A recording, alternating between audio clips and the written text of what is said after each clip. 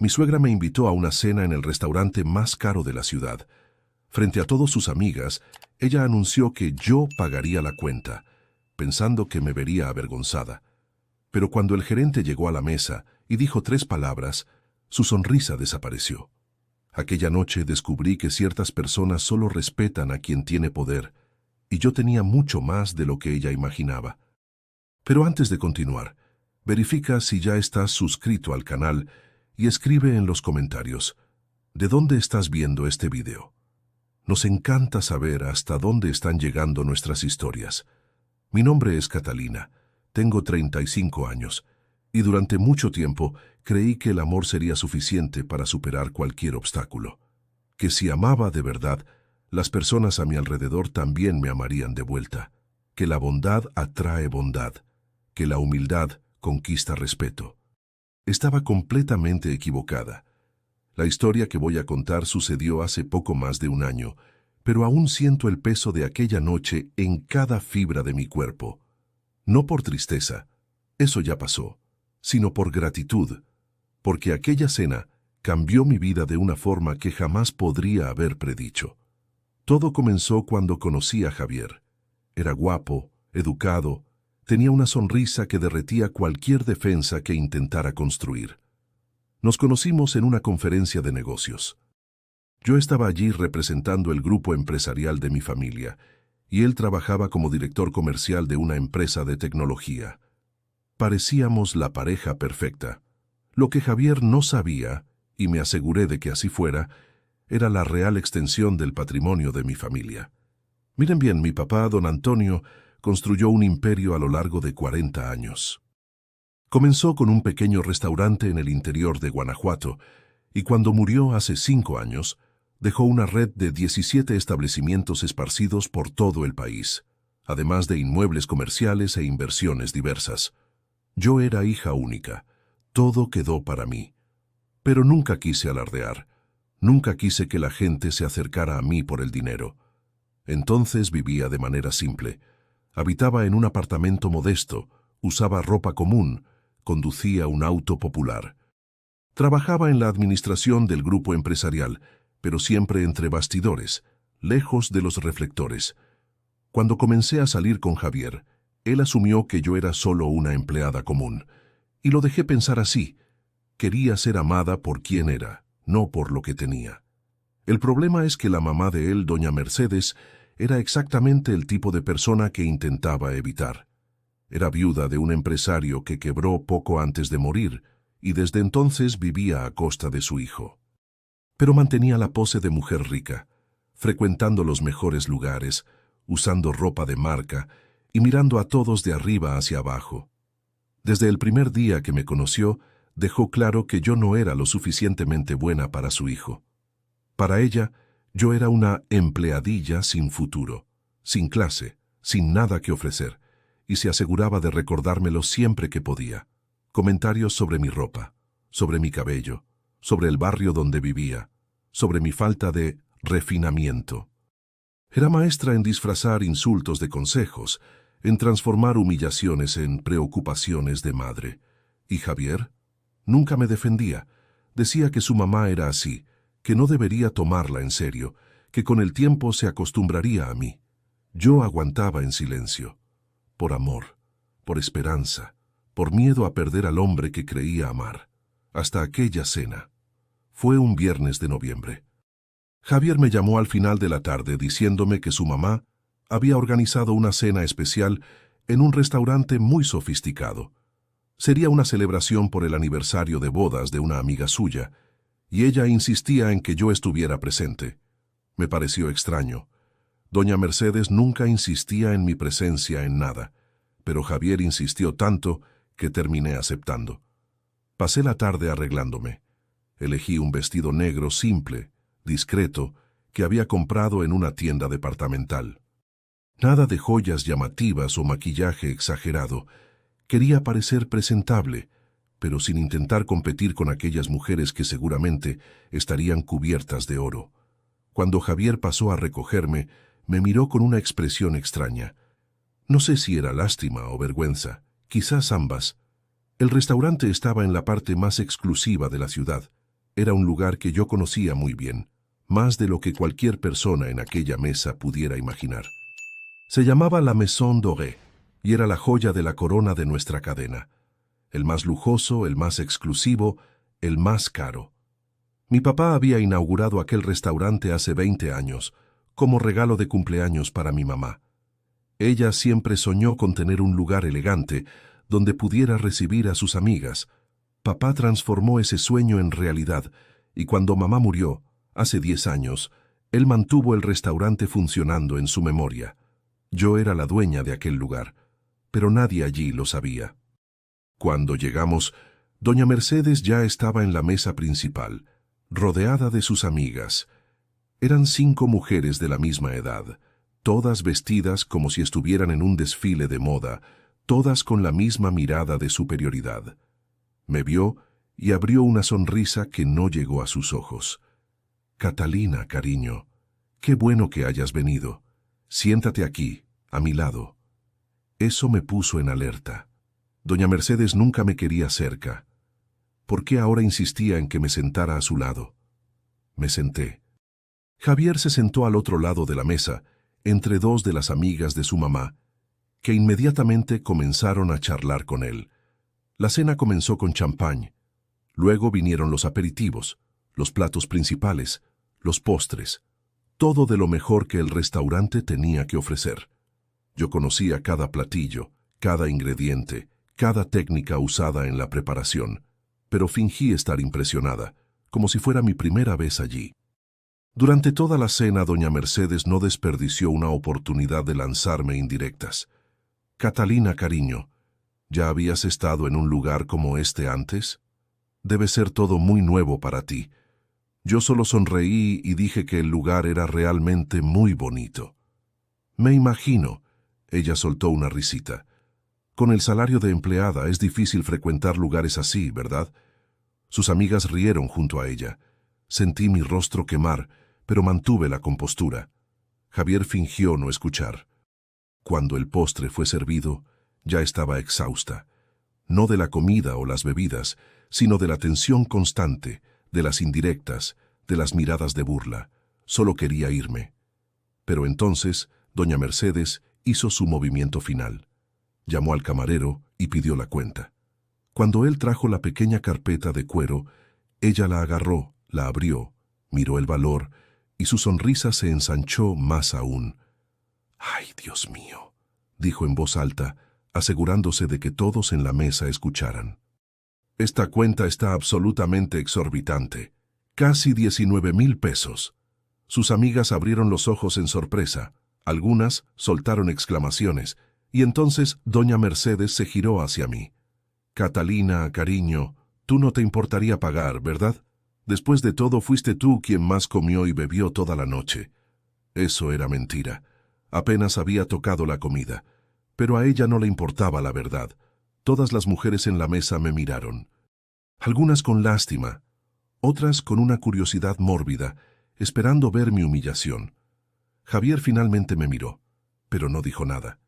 Su silencio fue más doloroso que cualquier palabra. Sentí el peso de aquel momento. Sentí el aire pesado, las miradas sobre mí, la expectativa de que fuera a desmoronarme.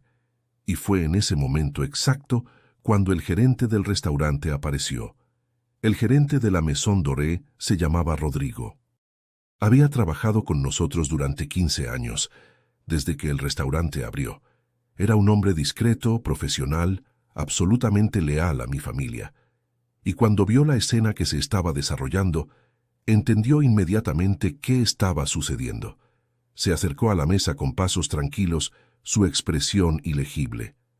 «Buenas noches», dijo, su voz cortando el murmullo de la mesa. «¿Está todo bien aquí?».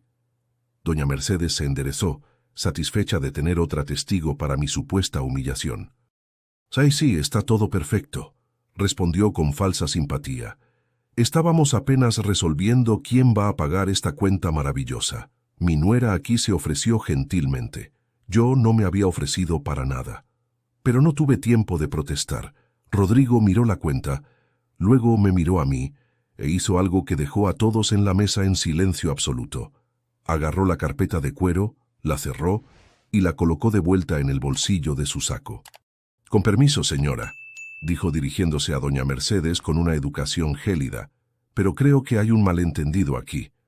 Doña Mercedes frunció el ceño. «¿Un malentendido? ¿Cuál malentendido?»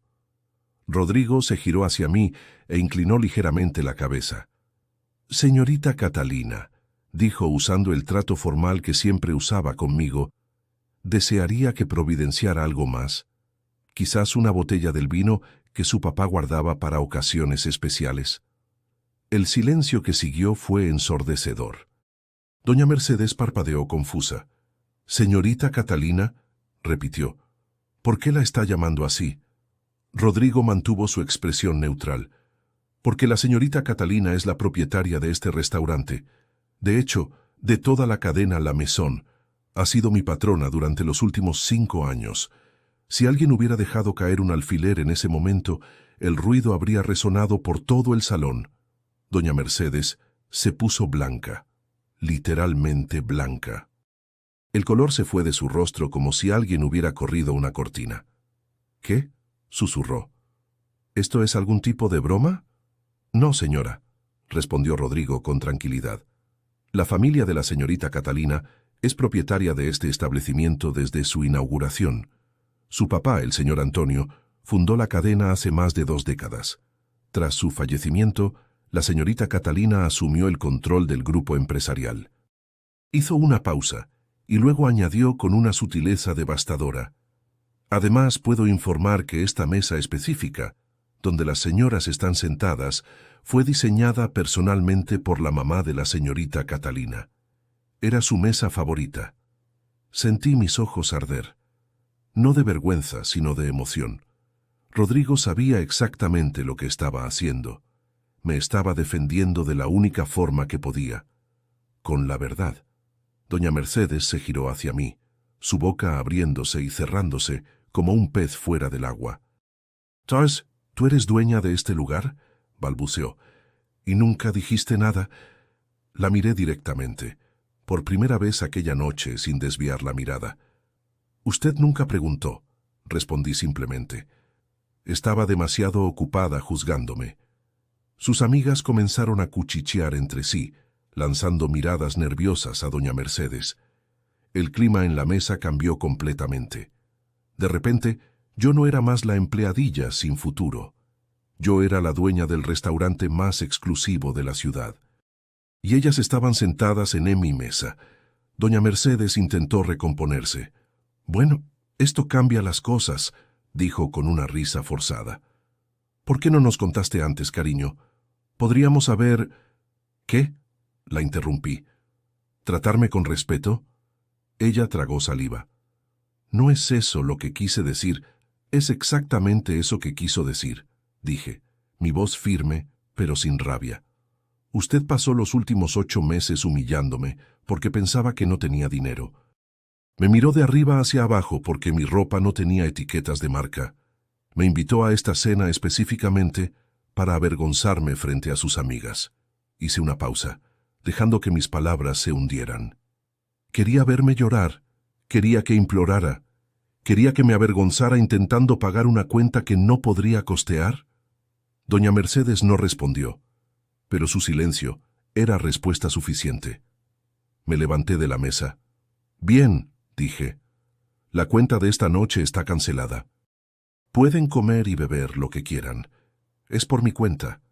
Entonces me giré hacia Javier, que continuaba sentado, paralizado, sin decir una sola palabra en mi defensa. «Pero tú», dije dirigiéndome a él, «tú y yo necesitamos hablar». Sin esperar respuesta, caminé hacia la salida. Rodrigo me acompañó discretamente, asegurándose de que ningún funcionario me parara. Cuando llegué al vestíbulo del restaurante, respiré profundamente. Mis manos temblaban, no de miedo, sino de adrenalina. Acababa de hacer algo que nunca pensé ser capaz de hacer: defenderme. Pocos minutos después, Javier apareció. «Catalina, espera», dijo, intentando alcanzarme. «Tenemos que hablar». «De acuerdo», respondí girándome para encararlo. «¿Por qué nunca me dijiste que tu mamá estaba planeando esto?». Él desvió la mirada. Yo no sabía que ella iba a hacer eso. No me mientas, lo interrumpí. Tú lo sabías. Siempre supiste qué tipo de persona es ella y nunca hiciste nada para protegerme. Javier se pasó la mano por el cabello frustrado. Es complicado, Catalina. Ella es mi mamá. Y yo soy tu novia, respondí. O al menos lo era. Él abrió los ojos de par en par. ¿Qué quieres decir con lo era? Lo miré con una tristeza que se había estado acumulando durante meses. Javier, yo te amo, o al menos creía que te amaba. Pero el amor no es solo cariño y momentos buenos. El amor es protección, es asociación, es tener a alguien de tu lado cuando el mundo intenta derribarte. Hice una pausa. Y tú nunca estuviste de mi lado ni una sola vez. Eso no es justo, protestó. Yo estaba en una posición difícil. No, lo corté. Estabas en una posición cómoda. Era más fácil quedarte callado que enfrentar a tu mamá. Era más fácil dejarme ser humillada que comprar una pelea. Continué. Y lo peor de todo, nunca te interesó saber quién era yo de verdad. En 8 meses de relación, nunca preguntaste sobre mi familia, sobre mi trabajo, sobre mis sueños. Solo asumiste que yo era una empleadilla, porque eso era lo que tu mamá decía. Javier se quedó en silencio. Yo podría haberte contado sobre la herencia, admití. Podría haberte mostrado quién soy realmente. Pero, ¿sabes por qué no lo hice? Porque quería ser amada por quien soy, no por lo que tengo. Y ahora veo que nunca me amaste de verdad. Solo estabas conmigo porque yo era conveniente. Intentó argumentar, pero las palabras no salieron. Se acabó, Javier, dije finalmente. Nosotros se acabamos. Y antes de que pudiera responder, entré en mi auto y me fui. Mientras conducía por las calles de la ciudad, lágrimas escurrían por mi rostro. No de tristeza por el fin de la relación, sino de alivio. Era como si un peso enorme hubiera sido quitado de mis hombros. Por primera vez en mucho tiempo me sentía libre. Los días que siguieron a aquella noche fueron extraños. Esperaba sentir arrepentimiento, o al menos dudas. Esperaba despertarme en medio de la noche, cuestionándome si había hecho lo correcto. Pero no. Cada mañana abría los ojos con una certeza cada vez mayor de que había tomado la decisión correcta. Javier intentó llamarme docenas de veces. Mandó mensajes pidiéndome que habláramos, jurando que las cosas serían diferentes. Su mamá, sorprendida, también intentó ponerse en contacto, pero con un tono completamente diferente al habitual. De repente, yo era cariño de verdad. De repente, ella siempre supo que yo era una muchacha especial. Los bloqueé a ambos, no por rabia, sino por autopreservación. Yo sabía que si cedía, si dejaba que esas voces entraran nuevamente en mi vida, terminaría volviendo al mismo ciclo de desrespeto y silencio. Me concentré en el trabajo. El grupo empresarial de mi familia requería atención constante. Eran 17 restaurantes para administrar, además de inmuebles comerciales e inversiones. Tenía un equipo competente que cuidaba de las operaciones diarias, pero las decisiones estratégicas pasaban por mí. Siempre fui buena con números. Me gradué en administración a los 23 años y poco después comencé a trabajar con mi papá aprendiendo los secretos del negocio. Él era un hombre sencillo que comenzó la vida vendiendo tortas en una feria del interior y construyó todo de cero con trabajo duro y honestidad. Cuando enfermó 3 años antes de fallecer, me pasó el control total del grupo empresarial. Dijo que confiaba en mí más que en cualquier otra persona en el mundo, que yo tenía la cabeza de mi mamá, soñadora, y las manos de él, trabajadoras. Honrar ese legado era mi misión de vida. 2 semanas después de la cena, recibí una llamada que lo cambiaría todo nuevamente. Era de mi abogado, licenciado Guillermo, que cuidaba de los asuntos jurídicos de la familia durante décadas. «Catalina», dijo su voz seria, «necesitamos conversar en persona. Es sobre la Maison Doré». Mi corazón se aceleró. «¿Qué pasó?» «Prefiero explicar en persona. ¿Puedes venir a mi oficina mañana a las 10?» Acordé, pero pasé la noche entera sin dormir, imaginando qué podría ser. Al día siguiente llegué a la oficina del licenciado Guillermo puntualmente. Me recibió con un abrazo, cosa rara para un hombre tan formal, y me llevó a su sala. «Siéntate», dijo señalando una butaca. «Lo que tengo para decirte es complicado». Me senté con las manos entrelazadas en mi regazo. «Habla ya, licenciado, el suspenso me está matando». Él suspiró. «Sabes que tu papá tenía un hermano, ¿verdad? El tío Raúl». Yo asentí. El tío Raúl era el hermano menor de mi papá, con quien había peleado hace más de 20 años por causa del dinero. Raúl quería parte del negocio, pero no quería trabajar. Quería ganancias sin esfuerzo. Mi papá se rehusó, y los dos nunca más se hablaron. «¿Qué tiene que ver el tío Raúl?», pregunté. «Él entró con una demanda en tu contra», dijo el licenciado Guillermo sin rodeos. «Está reclamando el 50% de todo el grupo empresarial, incluyendo la Maison Doré». El aire salió de mis pulmones como si alguien me hubiera dado un puñetazo en el estómago. «¿Qué? ¿Cómo es posible?». El licenciado Guillermo abrió una carpeta y me mostró los documentos. Él alega que tu papá nunca dividió correctamente la herencia de tu abuelo. Dice que tiene derecho a la mitad de todo lo que tu papá construyó, porque parte del capital inicial vino de una supuesta herencia conjunta. «Eso es mentira», exclamé. «Mi papá empezó sin nada». Él me lo contó 1000 veces que el primer restaurante fue abierto con dinero que ahorró trabajando en ferias. «Lo sé», dijo el licenciado Guillermo con calma, «pero Raúl presentó documentos que, según él, prueban lo contrario. Será una batalla judicial larga y desgastante». Sentí las paredes de la sala cerrándose sobre mí. ¿Qué puede pasar si él gana? En el peor escenario, pierdes la mitad del patrimonio. Podrías tener que vender algunos restaurantes, incluyendo la Maison, el restaurante de mi mamá, el lugar donde sentía su presencia más fuerte. «No voy a dejar que eso suceda», dije, mi voz temblando de rabia. Ese hombre no movió un dedo para ayudar a mi papá cuando estaba vivo. No apareció en el funeral. No mandó un mensaje cuando mi mamá murió. ¿Que ahora quiere la mitad de todo? El licenciado Guillermo asintió. «Desafortunadamente la justicia no siempre es justa, pero vamos a luchar con todo lo que tenemos». Salí de la oficina con la cabeza dando vueltas. En cuestión de semanas, mi vida había sido volteada de cabeza. Primero el fin de la relación, ahora esto. Era como si el universo estuviera probando todos mis límites, pero no iba a rendirme. No después de todo lo que mi papá había construido. No después de todo lo que había superado. Volví a casa y pasé la noche entera revisando documentos antiguos. Cartas de mi papá, recibos, contratos amarillentos por el tiempo. En algún lugar de aquella papelería tenía que haber pruebas de que Raúl estaba mintiendo. Y yo iba a encontrarlas. Los días siguientes fueron consumidos por la investigación. Contrató un detective privado para escarbar en el pasado de Raúl.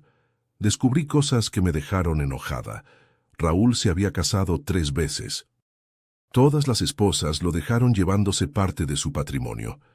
Había quebrado 2 negocios por mala administración. Estaba endeudado hasta el cuello y vivía de préstamos que nunca pagaba. La demanda en mi contra era su último intento de conseguir dinero fácil. Pero el descubrimiento más importante vino de un lugar inesperado. Una noche, mientras vaciaba el ático de la casa de mis papás, que había mantenido intacto desde su muerte, encontré una caja que nunca había visto antes. Estaba escondida detrás de muebles viejos, cubierta de polvo. Dentro había docenas de cartas, cartas intercambiadas entre mi papá y mi abuelo, décadas atrás. Y en esas cartas, la verdad sobre la pelea entre mi papá y Raúl estaba escrita con todas las letras. Las cartas estaban amarillentas, algunas con los bordes rasgados por el tiempo. La letra de mi abuelo era temblona. Escribió muchas de ellas ya al final de su vida, cuando la enfermedad lo consumía lentamente. Pero las palabras eran claras, dolorosamente claras. Pasé la noche entera leyendo. La historia que mi papá me contó era verdad. Comenzó de cero, vendiendo tortas en ferias del interior. Pero había una parte que nunca mencionó, quizás por vergüenza, quizás por dolor. Cuando mi abuelo falleció, dejó una pequeña propiedad rural para ser dividida entre sus 2 hijos. No era mucho, una casa simple y algunas hectáreas de tierra. Mi papá quería vender su parte y usar el dinero para abrir el primer restaurante. Raúl aceptó comprar la parte de mi papá, prometiendo pagar en parcialidades. Pero Raúl nunca pagó. Mes tras mes, él daba excusas. El dinero no llegó. El banco atrasó. El cheque rebotó. Mi papá esperó pacientemente 2 años, 2 años en que él continuó trabajando en las ferias, juntando centavo por centavo, mientras esperaba el dinero que su hermano debía. Hasta que un día, mi papá descubrió la verdad. Raúl había vendido la propiedad entera a un hacendado local. Se quedó con todo el dinero y nunca pagó un centavo a mi papá. La carta en que mi papá escribió sobre esto a una prima lejana era de partir el corazón. Describía la traición, el dolor de ser engañado por su propia sangre. Decía que a partir de ese momento, Raúl estaba muerto para él, y nunca más volvieron a hablarse. Pero lo más importante estaba en la última carta de la caja, una carta de mi abuelo para mi papá, escrita pocos días antes de morir. En ella, mi abuelo confesaba que siempre supo el carácter de Raúl, que tenía vergüenza del hijo más joven, pero no podía abandonarlo completamente. Sin embargo, quería dejar algo registrado para el futuro. «Mi hijo», decía la carta, «Raúl no tiene derecho a nada que construyas con tus propias manos. Lo que crees será tuyo y de nadie más. Dejo aquí mi bendición y mi palabra final. Cualquier cosa que él reclame en el futuro será mentira. Tú sabes la verdad, y Dios también lo sabe». La carta estaba firmada, fechada y tenía la huella dactilar de mi abuelo, una práctica común en la época para documentos importantes. Yo tenía en mis manos la prueba de que Raúl era un mentiroso. En la mañana siguiente, llamé al licenciado Guillermo y le conté sobre el descubrimiento. Se quedó en silencio por un largo momento. «Catalina», dijo finalmente, «esto puede cambiar todo. Trae estos documentos a la oficina inmediatamente». Pasé el día con él y su equipo, analizando cada carta, cada detalle. El detective que había contratado también trajo nueva información. Los documentos que Raúl había presentado en la demanda tenían inconsistencias graves. Fechas que no coincidían, firmas que parecían falsificadas. «Él fabricó las pruebas», dijo el licenciado Guillermo con indignación. «Eso es un crimen. No solo podemos ganar la demanda, sino demandarlo por fraude». Por primera vez en semanas sentí una pizca de esperanza. «¿Qué hacemos ahora?» «Preparamos nuestra defensa», respondió, «y nos vamos a la guerra». Los meses siguientes fueron los más intensos de mi vida. Audiencias, reuniones con abogados, noches sin dormir preparando documentos. Raúl intentó de todo: intimidación, ofertas de acuerdo, incluso una carta emocionada pidiendo disculpas y proponiendo que dividiéramos amigablemente. Yo rechacé todo. No era más sobre dinero, era sobre justicia, sobre proteger el legado de mi papá, sobre no dejar que un mentiroso y ladrón llevara lo que no era suyo. Durante este periodo, algo inesperado sucedió. Rodrigo, el gerente de la Maison Doré, se convirtió en una presencia constante en mi vida. Acompañaba cada desarrollo del caso, ofrecía apoyo en los momentos difíciles y me recordaba constantemente quién era yo y de dónde venía. «Su papá estaría orgulloso», me dijo una noche, después de una audiencia particularmente difícil.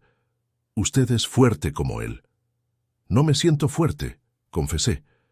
«Me siento exhausta». Él sonrió. «La fortaleza no es ausencia de cansancio, Catalina. Es continuar incluso cuando estás exhausta». Aquellas palabras se quedaron conmigo.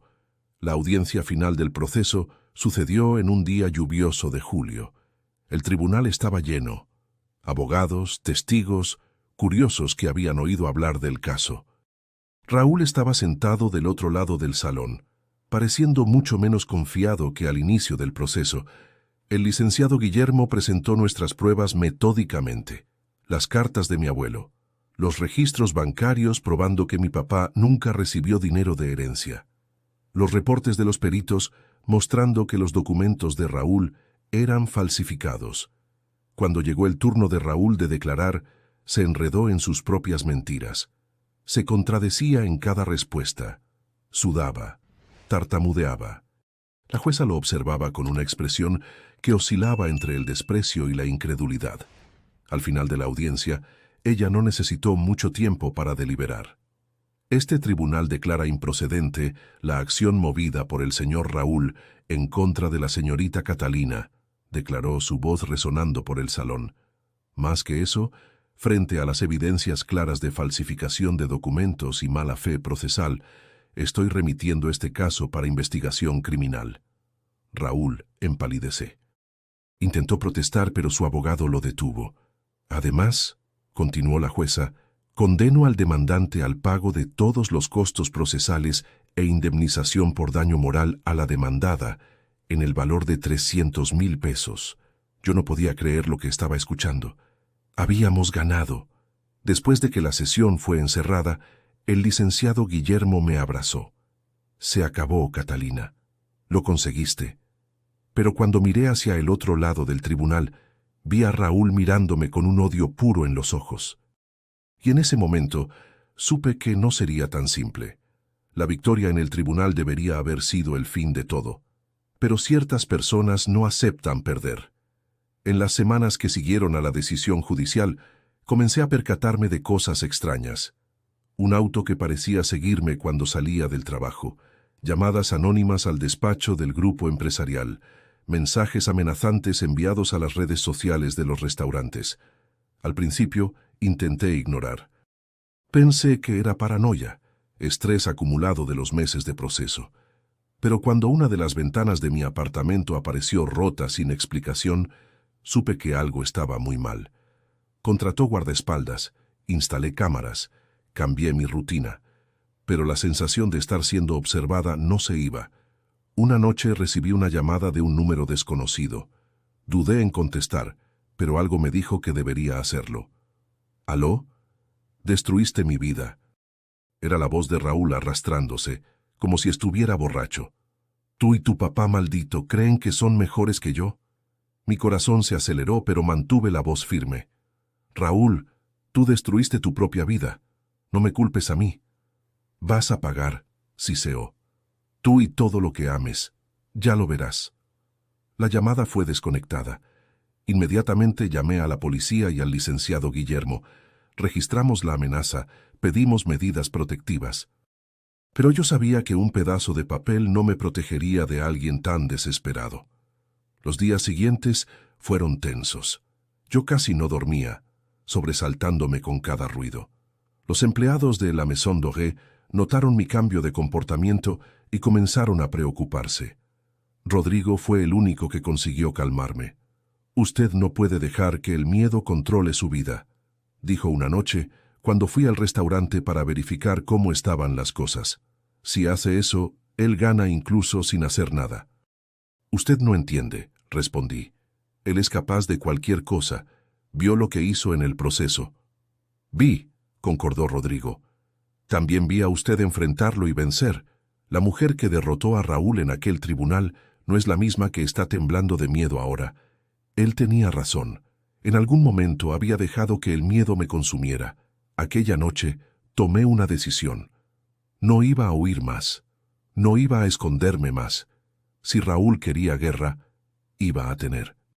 Contrató un equipo de investigación para monitorear los movimientos de Raúl. Descubrí que estaba viviendo en un apartamento que se caía a pedazos en las afueras, rodeado de deudas y perseguido por acreedores. La decisión judicial de pagar 300,000 pesos de indemnización había sido la gota que derramó el vaso. Estaba completamente arruinado, pero también descubrí algo más perturbador. Raúl tenía un hijo, Luis, del que nunca hablaba. Luis tenía 25 años, vivía en otra ciudad y había cortado contacto con su papá hace años. Cuando mi equipo consiguió localizarlo, aceptó hablar conmigo. Nos encontramos en un café neutral, lejos de todo. Luis era un joven de apariencia cansada, con ojeras profundas y un aire de quien carga el peso del mundo en los hombros. «Entonces eres la Catalina», dijo cuando me vio. Mi papá habla de ti como si fueras el diablo en persona. ¿Y tú le crees? Luis soltó una risa amarga. Sé quién es mi papá. Sé de qué es capaz. Por eso es que me fui de cerca de él tan pronto como pude. Me contó sobre la infancia difícil, el papá que nunca trabajaba, que vivía de estafas, que trataba a la familia como si fueran empleados. La mamá que aguantó en silencio durante años hasta que finalmente reunió el coraje para pedir el divorcio. Él siempre tuvo envidia de su papá, dijo Luis. Hablaba de eso abiertamente. Decía que su hermano había tenido suerte, que había robado lo que era suyo, pero la verdad es que su papá trabajó y el mío prefirió estafar. Lo miré con compasión. Luis, ¿por qué me estás diciendo todo esto? Él suspiró. Porque mi papá me llamó la semana pasada, borracho como siempre. Dijo que iba a resolver las cosas de una vez por todas, que estaba planeando algo grande. Mi sangre se heló. ¿Qué exactamente? No sé, pero conozco a mi papá. Cuando habla así es peligroso. Pensé que debería saber. Agradecí a Luis y volví a casa con el corazón pesado. Repasé la conversación a la policía y a los guardaespaldas. Todos quedaron en alerta máxima, pero nada podría haberme preparado para lo que sucedió 3 días después. Era un miércoles normal. Yo estaba en el despacho del grupo empresarial, revisando reportes financieros, cuando mi teléfono sonó. Era Rodrigo. Catalina. Su voz estaba extraña, tensa. Necesitas venir al restaurante. Ahora. ¿Qué pasó? Él dudó. Solo ven, por favor. Conduje hacia la Maison Doré lo más rápido que pude, ignorando semáforos en rojo y pitos. Cuando llegué, vi carros de policía estacionados al frente. Bomberos, una ambulancia. Mi corazón se detuvo. Corrí adentro y encontré a Rodrigo en la entrada, pálido como la cera. ¿Qué pasó?, grité. Cuéntame. Él señaló hacia la cocina. Incendio, dijo. Alguien lanzó algo inflamable por la ventana de los fondos. Conseguimos controlar antes de que se esparciera, pero... ¿Pero qué? Rodrigo tragó saliva. Encontramos a Raúl en los fondos. Estaba intentando huir cuando uno de los cocineros lo vio. Hubo una pelea.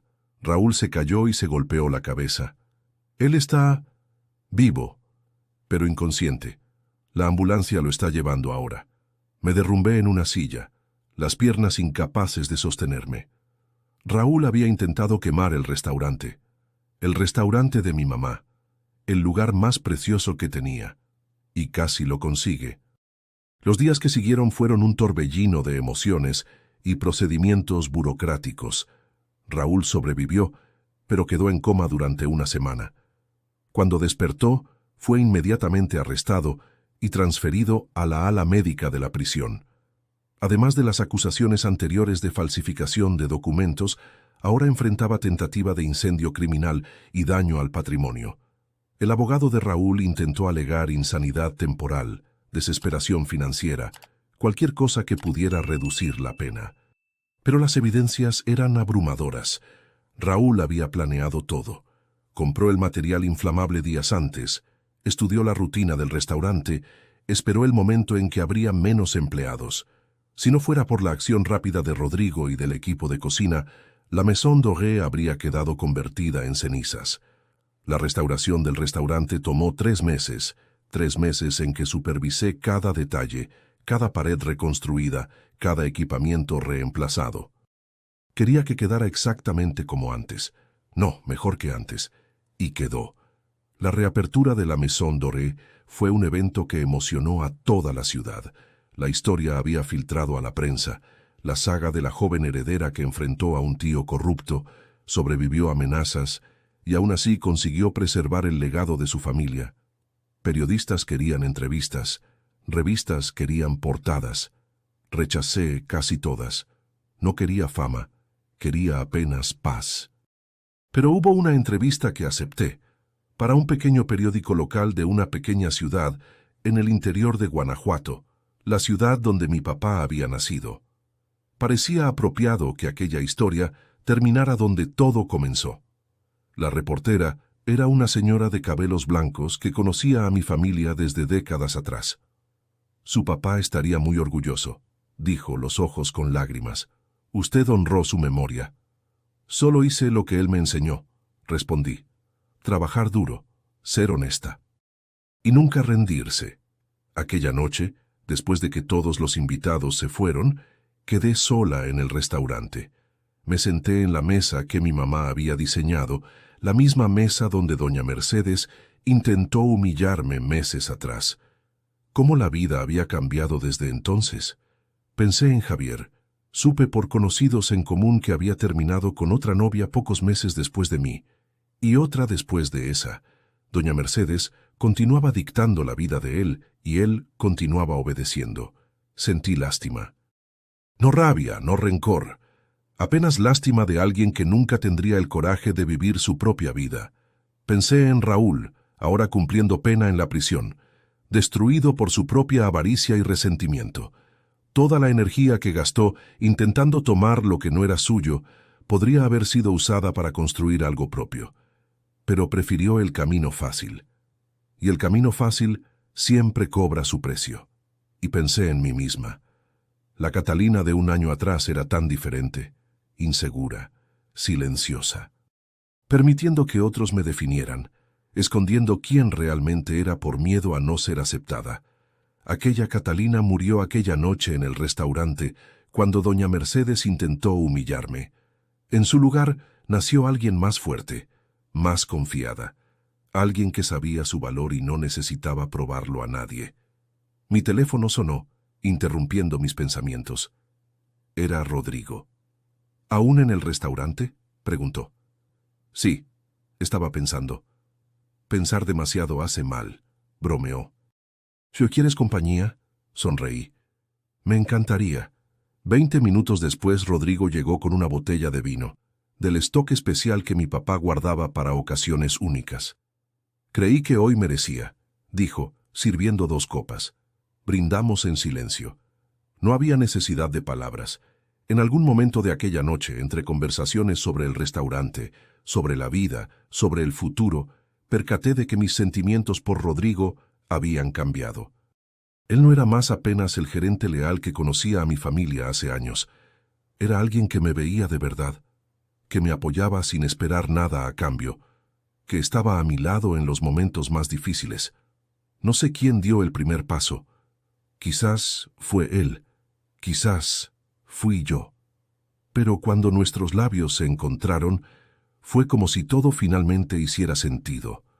No fue un beso de pasión desenfrenada, fue un beso de reconocimiento, de 2 personas que finalmente admitían lo que sentían. Cuando nos separamos, me miró con una mezcla de preocupación y esperanza. Esto cambia todo, dijo. Lo sé, respondí, pero los cambios pueden ser buenos. Él sonrió. Aquella sonrisa tranquila que había aprendido a amar. ¿Qué diría su papá sobre esto? Pensé por un momento. Creo que diría que era hora. Y así, sentados en la mesa que mi mamá diseñó, en el restaurante que mi papá construyó, comenzamos un nuevo capítulo. Los meses siguientes fueron los más felices de mi vida. Rodrigo y yo mantuvimos nuestra relación discreta al inicio. No porque tuviéramos vergüenza, sino porque queríamos estar seguros de que era real antes de exponerlo al mundo. Y era real. Más real que cualquier cosa que yo hubiera vivido. Con Javier siempre sentí que necesitaba esconderme, disminuirme, ser menos de lo que era para caber en sus expectativas y en las de su mamá. Con Rodrigo era lo opuesto. Él me animaba a ser más, a soñar más, a expandir los negocios, a asumir nuevos proyectos, a confiar en mi propia capacidad. Usted es brillante, me dijo una noche, después de que cerré un acuerdo importante para abrir 2 nuevos restaurantes. ¿Por qué demoró tanto en darse cuenta? Porque nadie nunca me lo dijo, respondí. O mejor, lo dijeron, pero yo no creía. ¿Y ahora? Sonreí. Ahora estoy comenzando a creer. El grupo empresarial creció exponencialmente aquel año. Los 17 restaurantes se convirtieron en 23. Las inversiones se diversificaron. Contrató más empleados, implementé nuevas tecnologías, modernicé procesos antiguos. Pero el crecimiento que más me enorgullecía no era financiero. Creé una fundación en nombre de mis papás, la Fundación Antonio y María, dedicada a ayudar jóvenes emprendedores del interior que, como mi papá, soñaban en construir algo desde cero. Ofrecíamos capacitación, mentoría y microcréditos para quien tenía ideas pero no tenía recursos. En el primer año, ayudamos a más de 200 personas a abrir sus propios negocios, panaderías, talleres, salones de belleza, pequeños restaurantes. Cada historia de éxito me hacía acordar de mi papá, vendiendo tortas en la feria, soñando con un futuro mejor. Él estaría tan orgulloso. En un domingo de primavera, Rodrigo me llevó a un paseo al interior de Guanajuato. Dijo que quería mostrarme algo especial. Condujimos durante horas, conversando sobre todo y nada, hasta llegar a un pueblito perdido entre montañas. Era el lugar donde mi papá había nacido. Yo nunca había ido allá. Rodrigo estacionó frente a una casa simple, de paredes encaladas y techo de barro. En el jardín rosales florecían en tonos de rojo y rosa. «¿Qué es este lugar?», pregunté. «Era la casa de sus abuelos», respondió. «Su papá me habló sobre ella una vez, hace años. Dijo que soñaba en restaurarla, pero nunca tuvo tiempo». Mis ojos se llenaron de lágrimas. «¿Usted se acuerda de eso?». «Me acuerdo de todo lo que su papá me dijo», respondió Rodrigo suavemente. «Era un hombre especial, y usted es la continuación de él». Entramos en la casa. Estaba abandonada hace años, pero todavía era posible ver los rastros de una vida que existió allí. Fotografías empolvoradas en las paredes, muebles viejos corroídos por el tiempo. Una cocina donde mi abuela probablemente preparó miles de comidas. En la sala principal encontré algo que me hizo detenerme. Era un cuadro, un retrato pintado a mano de una pareja joven. Mis abuelos, percaté, cuando eran recién casados. Sonreían, llenos de esperanza, sin saber que sus hijos iban a trillar caminos tan diferentes. «Quiero restaurar esta casa», dije, la decisión formándose mientras las palabras salían. «Quiero transformarla en un memorial. Un lugar donde la gente pueda conocer la historia de la familia, de dónde venimos, lo que superamos». Rodrigo sostuvo mi mano. «Yo la ayudo», y así lo hicimos. La restauración tomó 6 meses. Contrató artesanos locales, usé técnicas tradicionales, preservé cada detalle original que pude. Cuando quedó lista, la Casa Memorial Antonio y María se convirtió en un punto de visitación para emprendedores de la Fundación, estudiantes de administración, y cualquier persona interesada en conocer una historia de superación. En la inauguración, más de 300 personas comparecieron. Políticos locales, periodistas, beneficiarios de la fundación, empleados de los restaurantes. Pero las presencias más importantes eran invisibles, mi papá y mi mamá, que sentía a mi lado en cada momento. Hice un discurso corto aquel día. Mi papá comenzó con nada, dije, mi voz resonando por el jardín florido. Tenía apenas 2 bienes, sus manos para trabajar y su corazón para soñar. Con eso, construyó un imperio, no un imperio de arrogancia u ostentación, sino un imperio de dignidad, de honestidad, de amor por lo que hacía. Hice una pausa, mirando la casa restaurada. Esta casa representa todo eso. Representa de dónde venimos y hacia dónde podemos ir cuando no nos rendimos. Representa que no importa dónde naces o cuánto dinero tengas, lo que importa es lo que haces con las oportunidades que la vida te ofrece. Aplausos resonaron. Vi lágrimas en muchos rostros. Rodrigo estaba en la primera fila, sonriendo hacia mí con aquel orgullo silencioso que siempre me hacía sentir invencible. Aquella noche, después de que todos se fueron, quedamos solos en el jardín de la Casa Memorial. Las estrellas brillaban como nunca había visto en la ciudad grande. El silencio era completo, quebrado apenas por el sonido de los grillos. «Catalina», dijo Rodrigo, su voz de repente seria. «¿Sí?». Él se arrodilló. Mi corazón se detuvo. «Yo quería hacer esto aquí», dijo, sacando una pequeña caja del bolsillo. «En el lugar donde todo comenzó, en el lugar que representa su familia». Abrió la caja. Un anillo simple, elegante, brillaba bajo la luz de las estrellas. ¿Me daría el honor de casarse conmigo? No necesité pensar. Sí, respondí, las lágrimas ya escurriendo por mi rostro. 1000 veces sí. La boda sucedió 6 meses después, en el jardín de la Maison Dorée. Fue una ceremonia íntima, apenas amigos cercanos, empleados que eran como familia, y beneficiarios de la fundación que habíamos ayudado a lo largo del año. No queríamos pompa u ostentación, queríamos autenticidad. Usé un vestido simple, color champán, que mi mamá había diseñado años atrás para una ocasión que ella nunca vivió. Encontré el bosquejo entre sus pertenencias y mandé confeccionar. Era como si ella estuviera presente, vistiéndome para el día más importante de mi vida. Rodrigo lloró cuando me vio caminando por el corredor improvisado entre las mesas del restaurante. Lloré también. Creo que no hubo un solo ojo seco en aquel jardín. Cuando dijimos sí, cuando los votos fueron sellados, miré alrededor y percaté cuánto mi vida había cambiado. 3 años antes, yo era una mujer que se escondía, que tenía vergüenza de quién era, que dejaba que otros dijeran cuánto valía. Ahora yo era dueña de un imperio construido con amor, esposa de un hombre que me veía de verdad, fundadora de una institución que cambiaba vidas, y principalmente era alguien que finalmente conocía su propio valor. En la fiesta, mientras los invitados danzaban y reían, recibí un mensaje en el celular. Era de Luis, el hijo de Raúl. «Felicitaciones por la boda», decía. «Mi papá falleció en la prisión la semana pasada. Enfermedad del hígado. Pensé que usted debería saber. No estoy triste, estoy aliviado. Finalmente puedo seguir adelante. Espero que usted también pueda». Leí el mensaje 2 veces. Esperé sentir algo. Rabia, satisfacción, quizás hasta lástima. Pero no sentí nada. Raúl había dejado de existir para mí mucho antes de morir físicamente. Respondí simplemente: «Gracias por contarme. Deseo paz para ti». Y guardé el celular, volviendo a la fiesta. Algunas semanas después del matrimonio, descubrí que estaba embarazada. La noticia llegó como un regalo. Inesperado, abrumador, perfecto.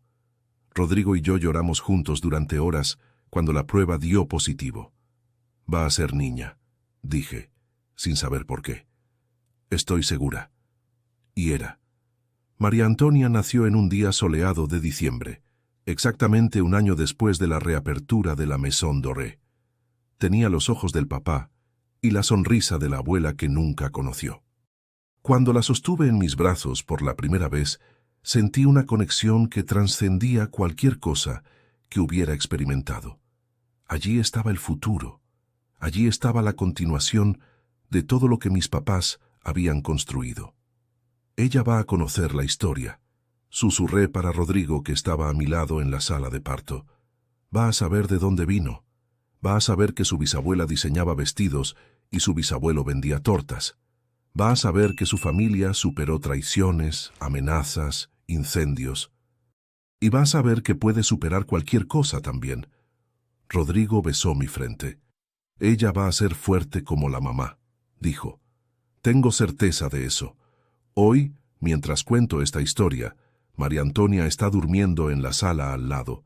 Tiene 2 años, cabellos rizados y una personalidad que ya demuestra que no va a aguantar desaires. La Maison Dorée continúa prosperando. La fundación ha ayudado a más de 1000 emprendedores. La casa memorial recibe visitantes toda semana. Y yo, Catalina, finalmente encontré paz. Mirando hacia atrás, veo que cada obstáculo que enfrenté era necesario. Cada humillación, cada traición, cada noche sin dormir. Todo me moldeó para ser quien soy hoy. Aquella noche en el restaurante, cuando doña Mercedes intentó destruirme, fue en realidad el comienzo de mi liberación. Ella quiso mostrarme que yo no tenía valor. En su lugar, me mostró que yo tenía mucho más valor del que ella jamás podría imaginar. Si usted está viendo este vídeo y se identificó con alguna parte de mi historia, quiero que sepa una cosa. Su valor no depende de cuánto dinero tiene, de qué ropa viste o de lo que otros piensan de usted. Su valor viene de quién es usted por dentro, de su bondad, de su honestidad, de su capacidad de continuar incluso cuando todo parece imposible. No deje que nadie lo disminuya. No deje que nadie defina quién es usted. Y si un día alguien intenta humillarlo en público, recuerde, a veces la mejor venganza es simplemente ser feliz. Ahora, si te gustó esta historia, haz clic en suscribirse y cuéntame en los comentarios. ¿Cuál parte te dejó con la boca abierta? Y no olvides convertirte en miembro para tener acceso a vídeos exclusivos que no publico aquí. Te espero allá.